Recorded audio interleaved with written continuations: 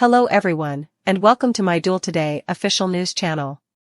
I hope everyone is having a wonderful day. Before we begin, please hit the subscribe button and give this video a thumbs up. Ava has one last mission at the Bistro: find the hidden item for Clyde. According to spoilers on Days of Our Lives, Ava Vitali will only want to concentrate on her future with Harris Michaels. Ava is excited to move on from the turmoil at the Bistro and find employment free of criminal activity, but Clyde Weston will soon ruin her plans. Days teasers indicate that Ava will receive yet another directive from Clyde during the week of April 8th to 12th. It appears that Clyde will call Ava and make it plain that she has one last request to make. Naturally, Ava would be curious as to whether or not this is Clyde's final request. Ava might believe that she will never be fully free because it appears like Clyde's orders are never ending. Ava may be willing to step up if Clyde feels that something more is needed, at least if she wants to ensure that Wendy Shin and Trip Johnson continue to enjoy their second chance at life. Still, according to spoilers for Days, Clyde will use additional threats and will undoubtedly have an order for Ava to follow as soon as possible. Clyde alerts Ava to the unknown object hidden away at the Bistro, and he will probably request a special delivery. The stakes for Ava will be high since Clyde may decide on a drop-off spot. Fans of DOOL are aware that Ava just wants to move on, but Clyde will show them that she's still entangled in his web. There's no doubt that a part of Ava will want to turn this into a trap for Clyde, but doing so would mean risking Wendy and Trip once more. Ava undoubtedly knows better than to push Clyde's tolerance and put herself in more danger in light of what transpired in that tank at the former brewery. Days spoilers suggest that Ava might be forced to follow orders, but at least it appears that she will tell Harris promptly this time and rely on his assistance.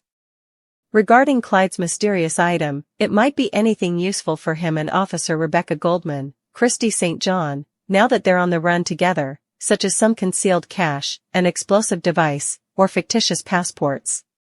In any event, if Ava doesn't cooperate, Clyde is expected to give a dire forecast in the Days of Our Lives spoilers, so stay tuned for further updates on her predicament. Well, see who made the decision to appear at last. Maggie, welcome to the celebration. As much as Holly needed to see Maggie, Nicole also needed to. I'm happy Nicole brought up the subject of addiction with Maggie, but I hope the program would acknowledge that there might be a third choice available besides sobriety. In addition, Eric made a significant contribution to the situation by consoling Teresa, being there for Holly, and joining EJ and Nicole in prayer. However, this week's Holly plot focused a lot more on the parents. Brady and Teresa experienced it firsthand when they noticed their son with a black eye. It felt real, their desperate panic. Every step they've taken has put them ahead of both EJ and Bad Luck. Since Tate is speaking the truth, I believe viewers will feel a great deal of sympathy for Brady and Teresa in this situation. However, it was good to watch them both pause, reflect, and then reaffirm that, yes, they are on the correct track. Conversely, Nicole and EJ began to accept the possibility that Tate might not be guilty and that Holly still needed to get some work done. Even EJ had a brilliant notion to give the Italian clinic that DeMarshmallow headed him a call. As I've already stated, I dislike that the program ignores the fact that kids occasionally experiment and receive a faulty supply, but any alteration that softens the character of Hulk EJ is a necessary one. Last week, when EJ went on the attack against Tate, I gave him a break. He had to make some room in his chest because he had given Eric the upper hand emotionally when it came to Nicole. Furthermore, his argument that Tate failed to respond quickly enough was so absurdly funny that it demonstrated how mistaken EJ was. However, now that he is aware of the precise source of the drugs, Stefan informed EJ that Clyde is trafficking them through the Bistro. I've turned into the caricature of the Judge Judy, watch-tapping guy when it comes to him apprehending the real criminal as opposed to pursuing the 16-year-old paintballer who has turned reformed.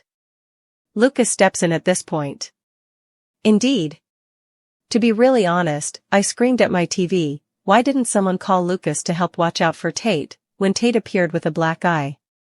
Fortunately, Harris still has some fresh perspective on the Salem Police Department. Enlisting Kate to visit Lucas was a wise move. It's not like Lucas requires Kate's approval. It's more that if she didn't agree with his choice, Kate would, stop me if you've heard this one before, pull every snare she could. I'm happy that he will assist, then. Lucas is also quite the badass when it comes to being a spy. I didn't realize he'd pulled it off twice. Proceed, Lucas. Notably, since Tate picked up Holly for their New Year's Eve date, Nicole and Tate have not seen each other. Given how similar these two individual circumstances are at the moment, it's a really clever storytelling device. Nicole's daughter goes into a coma soon after losing her son. Nothing struck me as more genuine than her admission that she finds it difficult to believe in miracles. Similarly, Tate went from witnessing his friend overdosing to getting arrested for attempted murder and having to learn how to defend himself from blows. I can see why Brady went over to speak with Nicole. However, I couldn't help but feel that Tate and Nicole share a terrible connection. It seems very fitting that Stefan will divorce Gabby for her own protection, as I have a horrible feeling about this. It would only occur to him that it would be wise to divorce a lady who was imprisoned for a crime she did not commit and had a broken leg. Nevertheless, I have to give credit to Brandon Barish, who portrays Stefan's collapsing desperation with a visceral authenticity. I'm only drawn to this character because of him. Ava appears to be returning to her mob ways, and I couldn't be happier about it. Everything about her character and development stems from her rich past, which includes her fear of her father and her relationship with Steve. Telling that narrative in a ridiculous way is absurd. It must be turned back on. Ava ever-lovin' Vitali will be the one to replicate Lexi's red dress moment if anyone is.